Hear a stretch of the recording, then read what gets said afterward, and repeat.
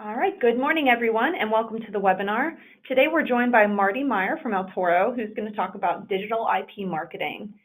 Just a quick housekeeping note, your phones are currently muted, so if you have any questions throughout the presentation, please feel free to type it into the chat or the question box on the right, and we'll get to your questions during the Q&A at the very end. A quick note about marketing and communication services. My name is Jess Larkin, and I'm the Marketing and Communication Specialist at Cornerstone, and my information and Maryland's are right there on the screen, so if you'd like to get in contact with us, we can help you flesh out ideas for refreshing your brand, so feel free to call or email us. If you've missed any of the Build Your Brand webinars this year or any of the other webinars in our series, you can access the recordings on the Resource Center on Cornerstone's website. So this Resource Center provides an access to a full repository of individual employee benefits, licensing, commission, and marketing resources, as well as a full library of the Cornerstone white papers. This is readily available 24/7 and does not require a password at www.crnstone.com/resource center. So feel free to call us or email us with any questions that you might have about using the Resource Center, and check out all of the webinars that we have available out there. All right, I'm going to hand it off to Marty Meyer, who's going to tell you about digital IP marketing and how you can use it to build an online captive audience. Marty? Thank you, Jess. Folks, thank you all very much. Thank you for letting me be a part of this presentation, and thanks for listening in. I'm president of political campaigns and corporate outreach at Toro IP Targeting, and we're located in Louisville, Kentucky, and we do work in all 50 states. Little background about our company. We founded about 6.5 years ago. We've been very, very blessed as a company. 7 of us started this company. We're 142 today. We expect to hire up to 85 new employees this year. And we were actually given the distinction last year as the 13th fastest growing technology company in North America. So I guess we're doing something right. So I want to talk to you a little bit about digital advertising in general, and then more into IP targeting, specifically. So digital advertising's been around for about 30 years now, and everything about digital over this past 30 years has been built around cookies. And as you probably already know, cookies are a bit of a pixel or a bit of computer code that when you surf the internet, when you do searches, keystrokes, and so forth, these pixels send information back to somebody, a little spy on your computer. And then people take that data and they try to retarget you with specific information, okay? So that is just sort of the way this industry has been built, but there's a lot of problems with that. As we visit websites, we get lots of cookies that don't necessarily have anything to do with us. Also, with the advent of the web bots, that little computer program that scours the internet searching for content and data to compile for their owners, they act just like a human. So the majority of ads that are delivered on a daily basis are never being seen by a person, they're being seen by a web bot.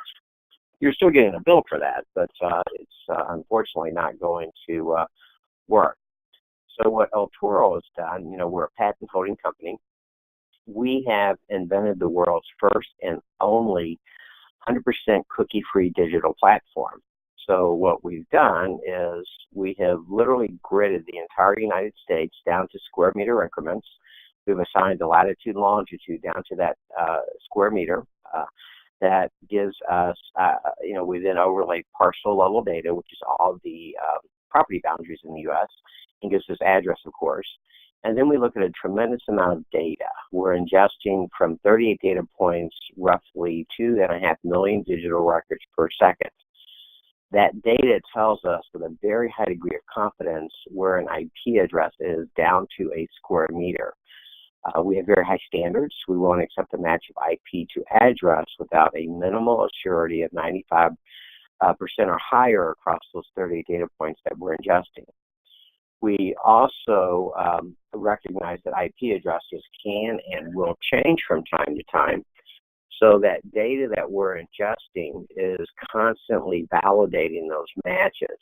So if information came in that caused that confidence level to fall below our standard, we'd kick that out. And it just means that your IP address changed, or for whatever reason, that confidence that we had in that match fell below our standard.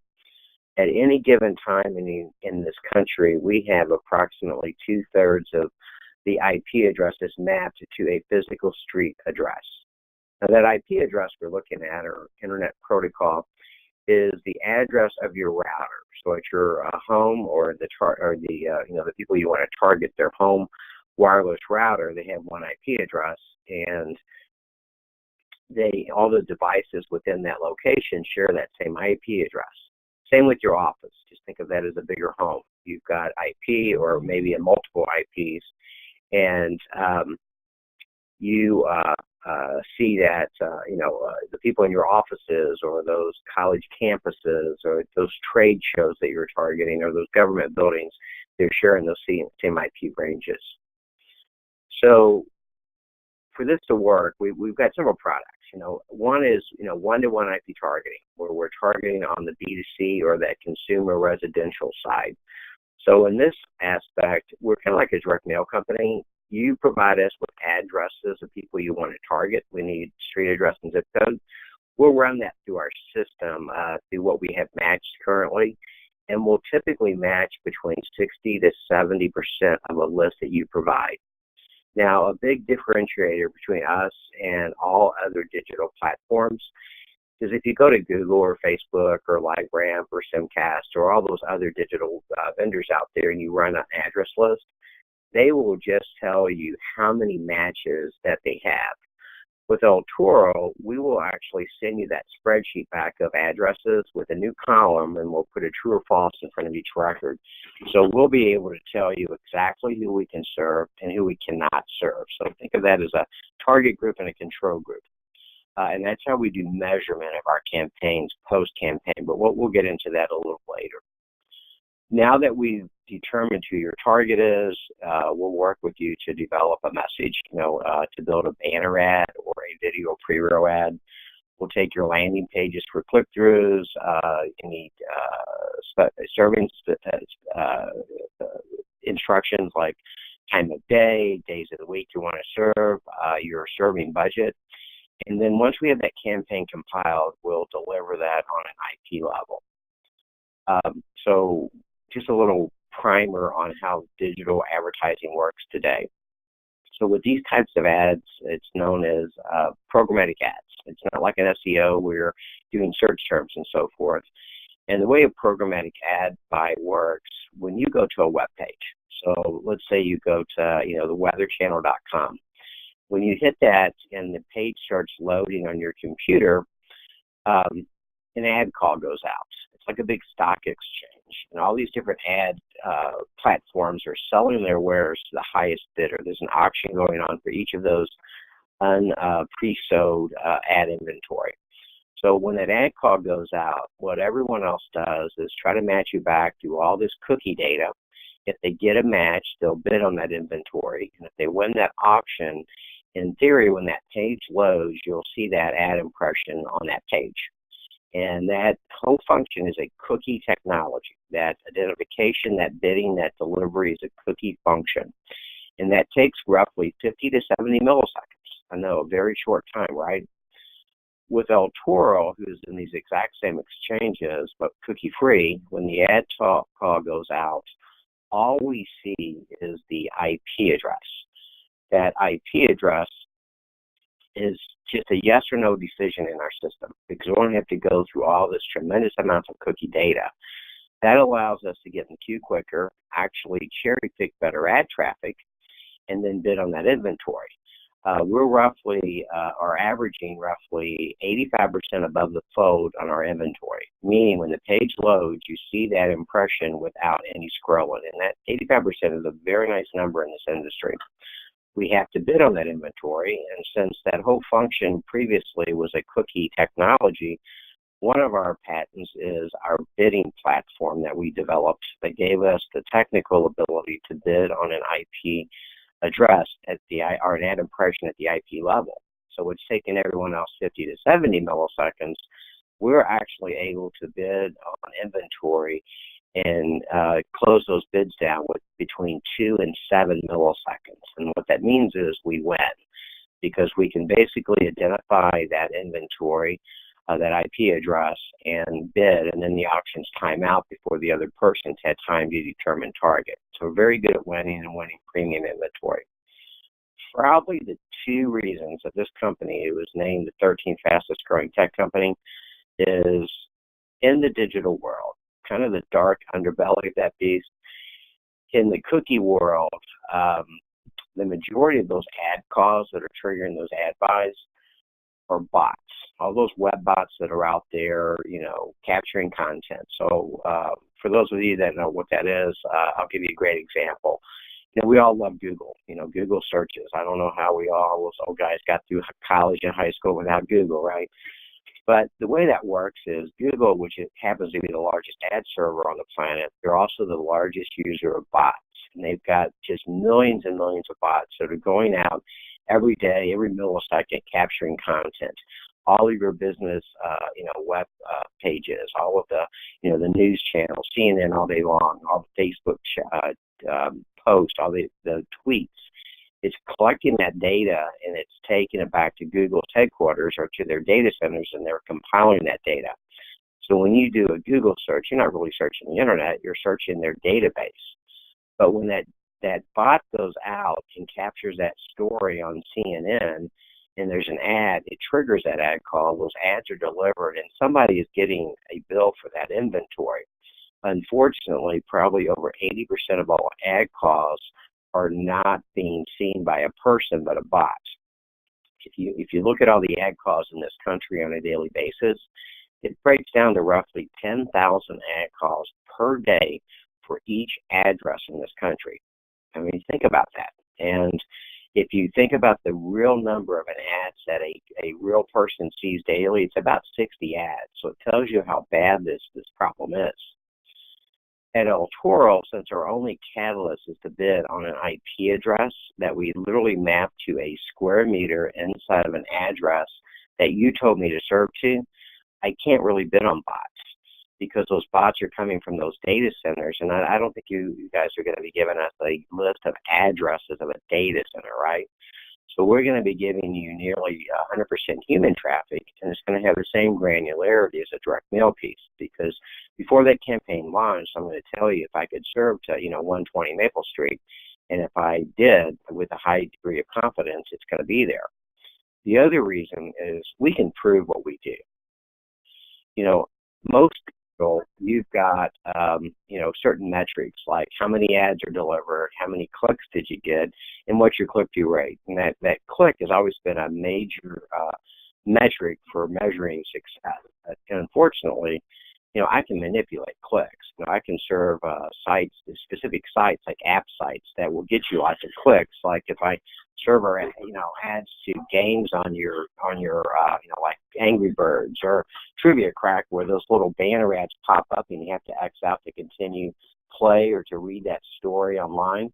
I'll get you lots of clicks, but they were by mistake. Our fat thumbs just can't quite hit those little bitty X's. So with Toro, I'll give you all those stats as well, that click-through rate, but where we really shine is post-campaign.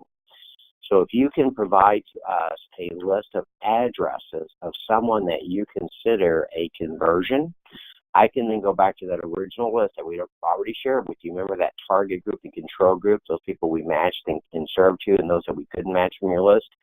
And I can do a matchback analysis address for address and show you empirically exactly what your ROI is with our platform. And that's just something that's never been done before, because there's no other platform that tells you beforehand like we do who we can and can't target. So I'll give you an example. I work with a national window company, a provider of windows. And I can't really mention the name here, but you would know this name. So with them, they live in by direct mail. This particular company sends out over 4 million pieces of direct mail each month. Their conversion is a scheduled appointment with the sales rep in the home. So we'll take that mail list, we'll match that 60 to 70%. We'll start a digital campaign approximately 7 days before the mail piece is supposed to be in the home. We go 7 days afterwards with about 10 impressions per week. Post-campaign, when they give me a list of all of those conversions, I do a matchback analysis, and after working with these guys for almost 5 years now, we are consistently on a month-to-month basis showing that 75 to 85% of all of those conversions are coming from that targeted group getting 2 weeks of IP ads and a direct mail piece compared to the control group that's getting a one-time mail piece. So even if that person cannot, that doesn't click on an ad, I don't really care. I can still show that attribution because I'm putting that brand in front of this same population over and over and over again for a fraction of the cost of that mail piece. So that's kind of a great example of our one-to-one targeting. But as I said before, this is really more on the consumer side, and you have to provide us with the addresses. I don't have demographic data. So I know we're going to keep the Q&A for after this. So just write down any questions you have. So I'm going to talk about a couple other products real quick, and we'll get to that Q&A. Another product that we have, we call Captive Audience, and that product deals with an IP solution to geo-targeting or geo-fencing. So you're all familiar with that term, probably.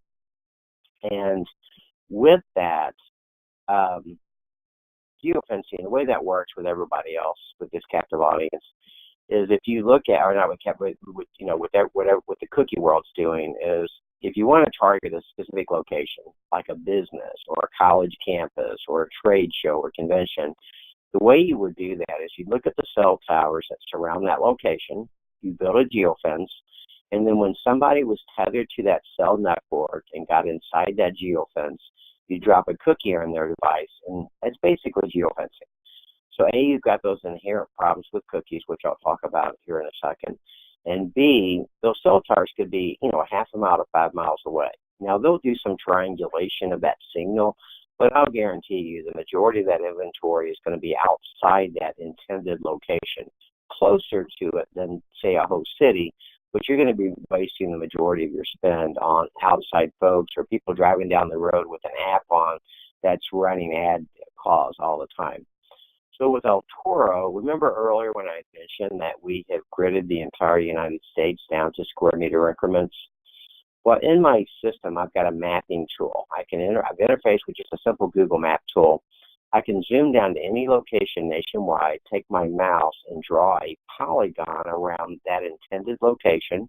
And once I close that polygon and hit save, it will pull for me a segment of all of the IP addresses I currently have mapped at that very specific physical location. So now I won't be serving ads to a cell connection. I'll be serving ads directly to the Wi-Fi or that hardwired network. So I'll give you 4 examples. We do a lot of targeting at college campuses nationwide.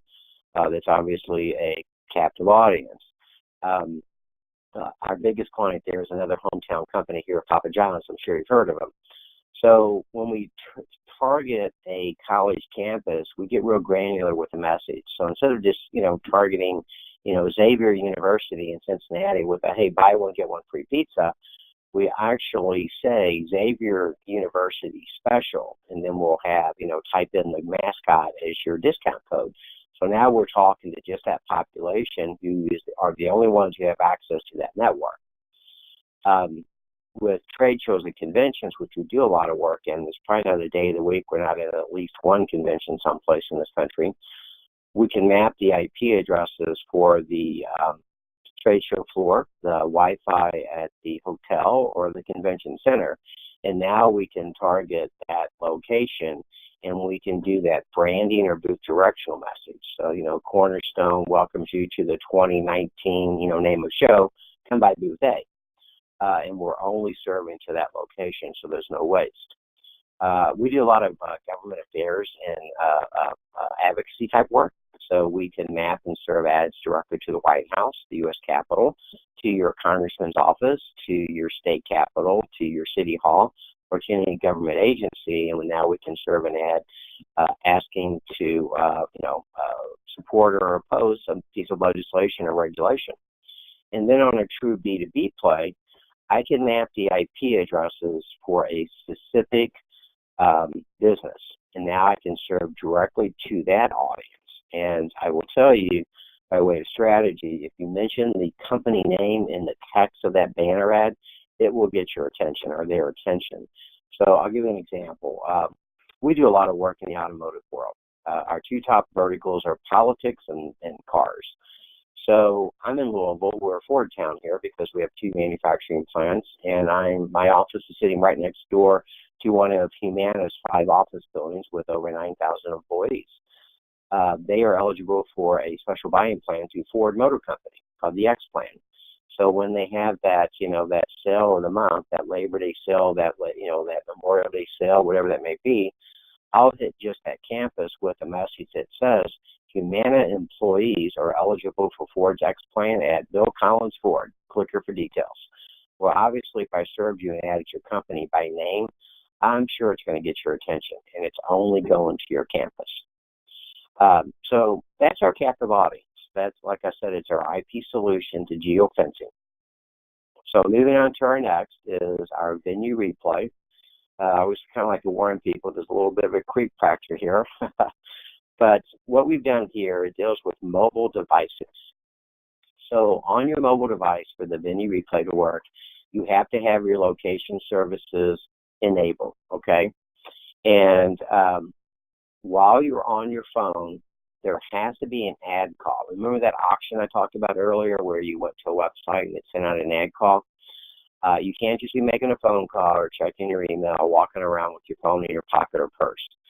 So inside these ad exchanges is where we gather this data. So right now, if you clicked on the weather app to check this gloomy weather here, if you're in the Ohio Valley, an ad call will go out. That little ad will be displayed at the bottom of your screen.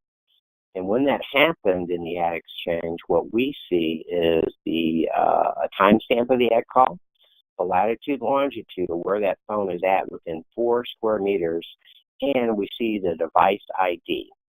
Once we have that, we collect that data 24/7 across all 50 states. Now, it takes about 5 or 6 days for that data to all migrate into my system before I can harvest that. But from, let's say, a week ago, back 6 months, that data is always ready for us to pull for your needs. So what I can do is go back into my portal, go to that same mapping function, and I can polygon a location. Once I have that location, I then put in a calendar and a start time and a end time, or I can put in a date and end date, as long as it's within the last 6 months. So I can polygon a specific event, a conference or a concert or a rally or some sort. Or I can put in a date range across that 6-month period at maybe a competitor's location or somewhere where you think you've got a high, a concentration of people you want to advertise to. So a couple of actual use cases. So I do a lot of work with a specific pharmaceutical company. So we target doctors. So there was an oncology symposium a few weeks back out at a very exclusive resort out in California. These oncologists are flown in from all over the country and wined and dined. And then after that event is over, we polygon that 3-day event. So now we start serving ads directly on their devices, where we can serve an ad, those little phone ads on their phone. But more importantly, once we have your device ID, we can map this back to your home address, because we're probably capturing all of your phones 5 to 7 days a week between certain time frames, like 8 p.m. to 9 a.m. So now I know that this phone, where it lives, right? I don't know who it is. I just know the phone lives here. And once I see that data, I can see your IP address. So now when you're at home on your laptop or desktop, I can start serving ads to you. And they're going to function much better than those little bitty banner ads on your phone. So for example, with a pharmaceutical company, I'll target them, 15, 20 ads a month on their phone because it's limited inventory. But more importantly, I'll target that household of that oncologist 10 or 15 times a week. I'm only competing with maybe a spouse or a kid or two to stay in front of that oncologist, right? if I was trying to target an oncologist at Christ Hospital in Cincinnati, there could be 8 to 10,000 people there a day. So the chances of me hitting that oncologist are kind of small, especially with any kind of repetition. And if you tried to do it, it'd be pretty expensive because I'd have to buy a lot of inventory. But by hitting just that doctor's home, I can do it for pennies a week. So it's been very effective. I do work where I'll target a competitor's location, grab those people that we know are in the market for that type of product or service, and now I can retarget to them as well. So that's our venue replay. I'll quickly go through 3 other products, and then we can get to our Q&A here, okay? We have a digital new movers product, and digital new movers deals with people that are moving to new homes where there's a property transfer occurring, not just an apartment, okay? So we've partnered with a data company called Average Direct, a very reputable company, and they specialize in building lists of new movers. And we have taken a new move and broken it down to 3 distinct phases. So in that phase, the first one is a pre-mover. So when you list your home, you're typically in that 1 to 3 month sales cycle. So we should get that address, we map an IP, and we can start serving a pertinent message to that pre-mover. We do a lot of work in the mortgage business, so we can hit you with that message offering a lower closing cost. The second phase is escrow. So now you've signed a contract to sell your home. You're in that typical 30 to 40-day closing cycle.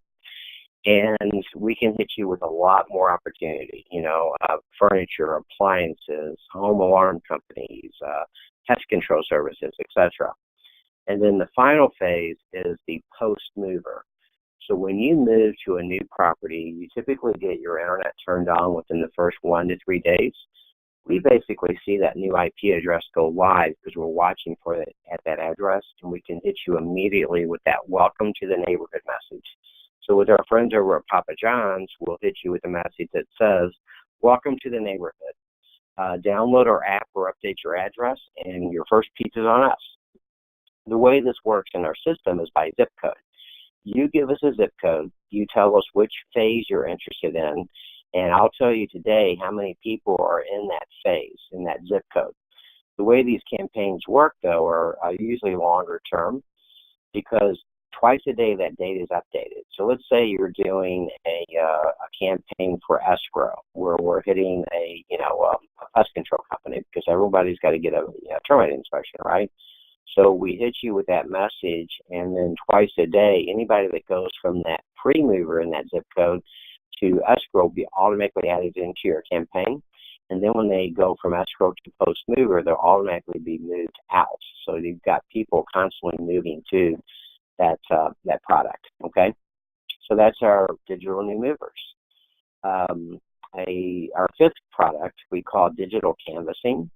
And digital canvassing is it's consumer residential targeting, but instead of you providing us with a list of all of your target universe, you give us a list of people that you already consider a conversion. We'll take that address, we'll map just that street they're on and the 2 closest cross streets, no more than 500 meters away from their home, and we'll remove the conversion address. And now we can serve to that neighborhood around that conversion. So we built this originally for real estate clients. So the conversion was when they closed on a home. So now we hit them with a message that says, we just sold your neighbor's house. Let us show you what we can do for you. I do a lot of work in the solar industry. So when they're doing an installation at someone's home with solar, I hit the neighborhood with, we're installing solar at your neighbor's house. Let us come by and show you how much money we can save you. So obviously you're seeing that. It's kind of like line of sight marketing. Think about the yard signs the window company puts out when they're installing the windows. And then finally, our last product we call reverse append. So this is a direct mail component. So typically, a client is providing to us a list of physical addresses. We map an IP and we deliver a digital ad. Well, if we had the IP address, we could go backwards. We have the physical address in our system. Now, for privacy and legal issues concerning personal identifiable information, I would never be able to give you that direct physical address. But what I can do is, A, give you a couple of sentences that you'll have to add to your web page's privacy policy, stating that you are collecting IP addresses for purposes of direct mail remarketing or retargeting. Makes it completely illegal. No one's going to read that, but it's going to be there. We will then pixel your website. That's the only time that Otoro will talk about that dirty word pixel or cookie. And we'll put those pixels on your website. And what that pixel will do is when I visit your website, the appropriate pages where you want a message to come from, and with the appropriate triggers, it will shoot the IP address from that viewer into Otoro's system. We will map that if we can. We will then determine if it is an international address, if it is a cell connection IP, or if it is a business IP. And if it's any of those three, we stop this process.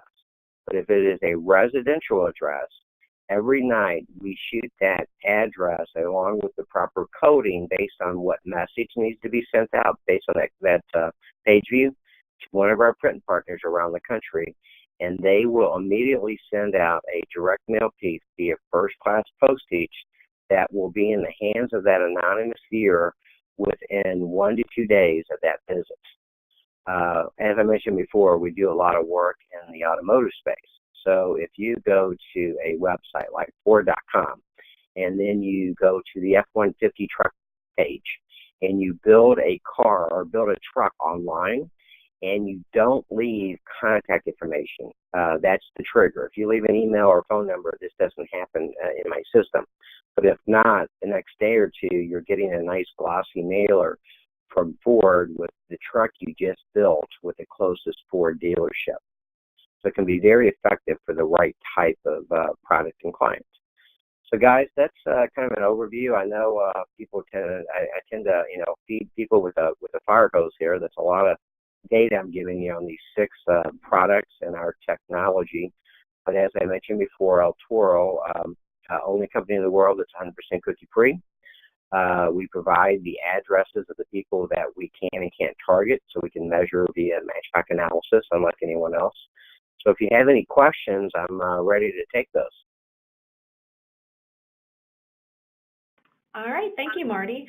Like you said, we're going to take any questions, so if you have any, just put them in the question box to the right or to the chat box, and I'll double check those. We do have a question. What's the cost for participating in the ad program? I'm sorry, could you repeat that question?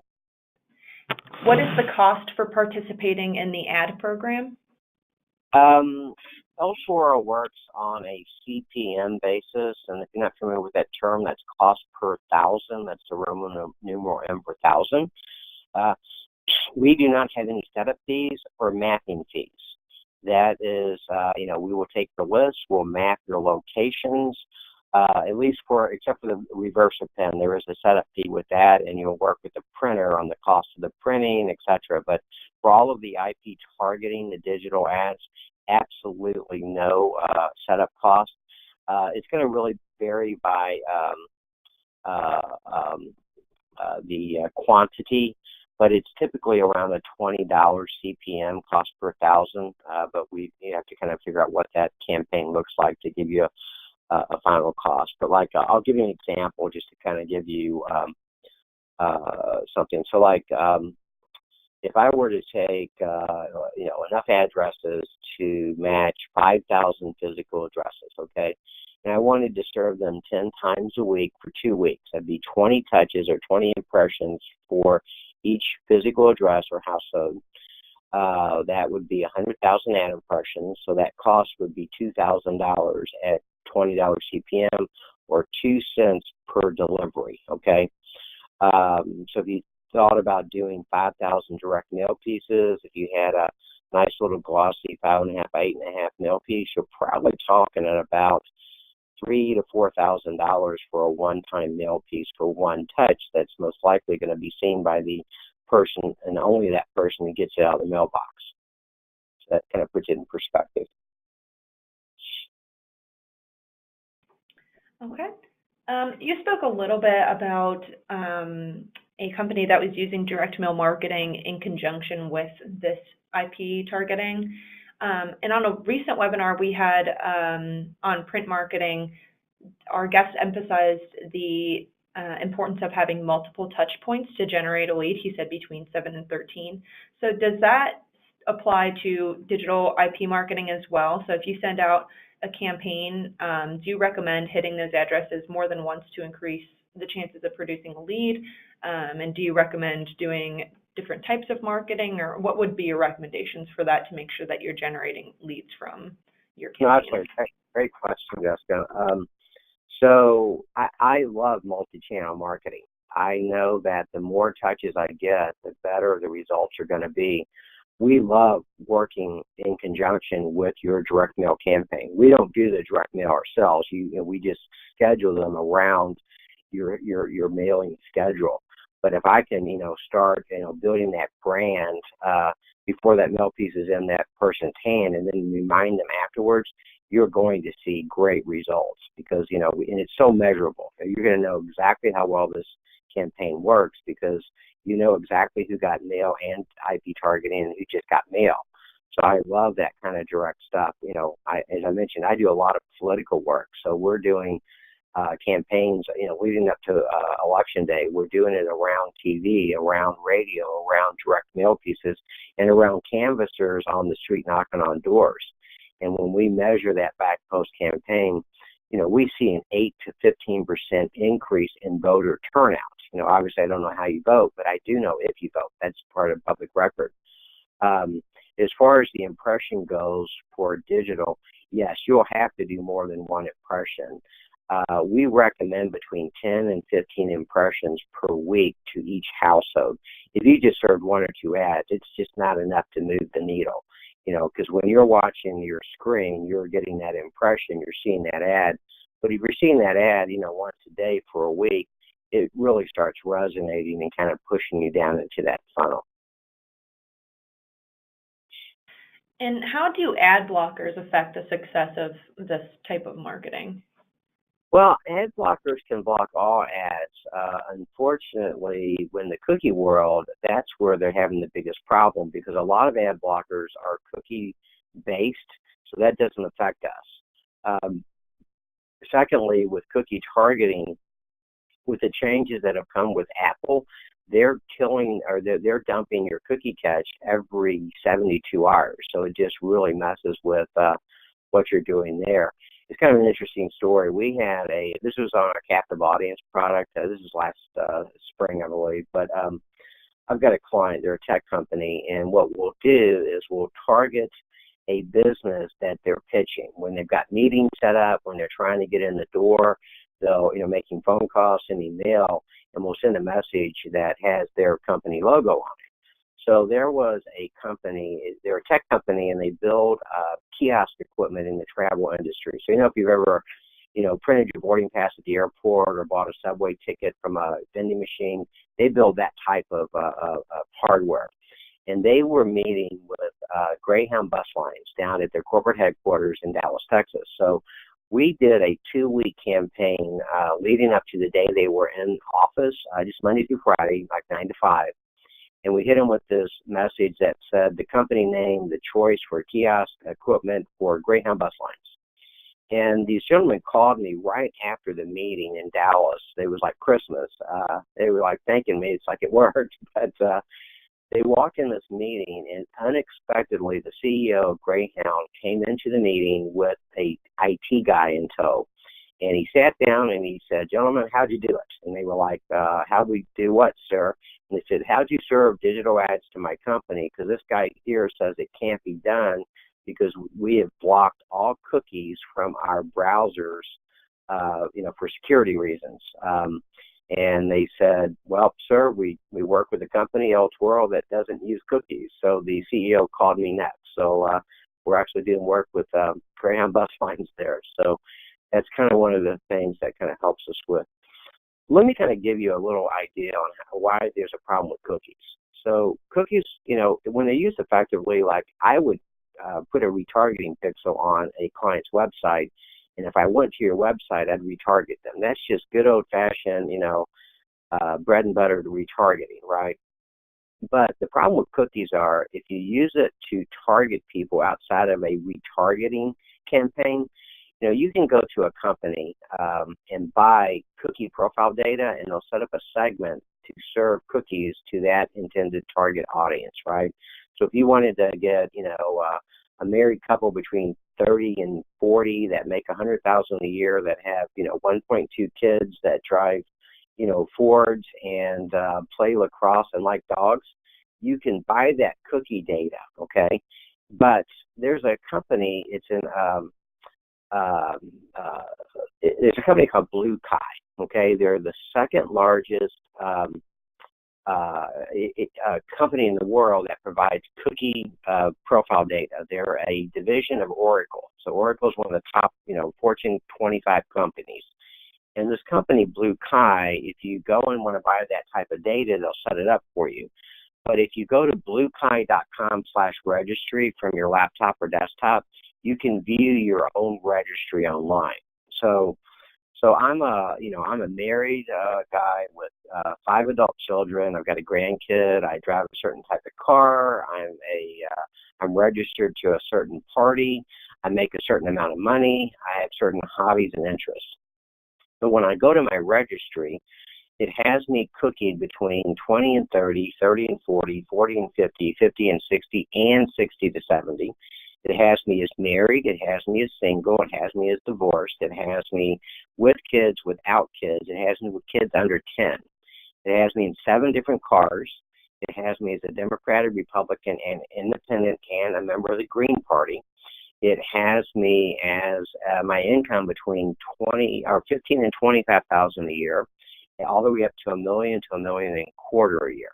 So just who the heck am I? Because you get those cookies because you go to websites constantly, whether you're really in that interest or not, right? So it's just not a good way to effectively target down to those individual folks. All right, and we're going to do one more question. Is there a way to ensure that a specific ad does not appear on a specific site? Yeah, it's a good question. For the most part, yes. So we use a company, our demand side platform, which is like this big stock exchange that we play in, is the one we use is AppNexus, okay? And inside AppNexus, there are 37 different ad networks. Google is one of those. And each of these ad networks and AppNexus themselves have got certain types of brand safety filters, okay? So everything online, every website is categorized, okay? So like if you're, Cornerstone, you may be, financial stuff. If you're, a news channel, CNN or Fox News, you're going to be categorized as a news inventory. If you're on Disney.com or Nickelodeon, it's going to be categorized with children. If you are on, nasty, porn sites, it's categorized as adult content. So with the main ad exchanges, we do not serve any inventory on a vice-related site, okay? So that's going to be the porn, the tobacco, firearms, gambling, hate sites, things like that. We will not serve any inventory on. On the other spectrum, though, we do not serve any ads on sites related to children and teenagers. So all of those sites like, Disney.com and Teen.com and things like that, they're blacklisted. So if I'm targeting your IP address, but an ad call comes from Disney.com because your 10-year-old's watching a video on Disney.com and they're going to, an ad going out for, sugar crunchies or something, we're not going to bid on that inventory because most of our clients are looking to target the adults, the parents, not the children. All right, and how would our brokers get in contact with Altoro to start setting this up? Call me direct. On the screen now you see my name and email address, marty@otoro.com, and that's my cell number, 502-345-7909. I'm always happy to talk specifically about your industries. We have been very blessed as a company. We started out very, very small, and we've gotten very big. but we're very hands-on. You talk to people here and you get responses immediately. We work in a lot of industries. Our top verticals are in healthcare, political, automotive, tourism, higher ed, but we've worked in hundreds of other fields as well. We do, and what's nice about us is we're not afraid to tell you not to waste your money. We're very picky. We don't want to just serve ads, just to say we served ads, because they're not getting to the right people. Benefit that I've got is I've literally worked in tens of thousands of digital campaigns over those last 6.5 years. So I see things that really work well. I've seen things that have crashed and burned. So I can use that experience to kind of, advise you on what's going to work best and what's not going to work, so that we can have better experiences. We also like to do A/B testing. We like to start out really small, see what's working for you, and then we can scale that. If we're doing something that's not working that great, we can stop that. Because not everything's going to work. There's no magic bullets. But I love to work with you guys. Feel free to reach out to me. Okay, great. And that is all the time that we're going to have for today. So if you guys have any questions, like you said, you can contact him directly, or you can feel free to email me at jlarkin@crnstone.com. And don't forget, we have a number of other webinars throughout the year with our Build Your Brand series, the Individual Corner, Tech Tuesday, and our special guest series. We have Hal Becker coming on in the next couple of weeks, so definitely be sure to register for that. And you can register for those webinars and any other Cornerstone events at www.crnstone.com/events. All right, thank you all for joining us today, and a special thank you to Marty for offering his expertise. And everyone have a great day. All right, thank you so much. Bye.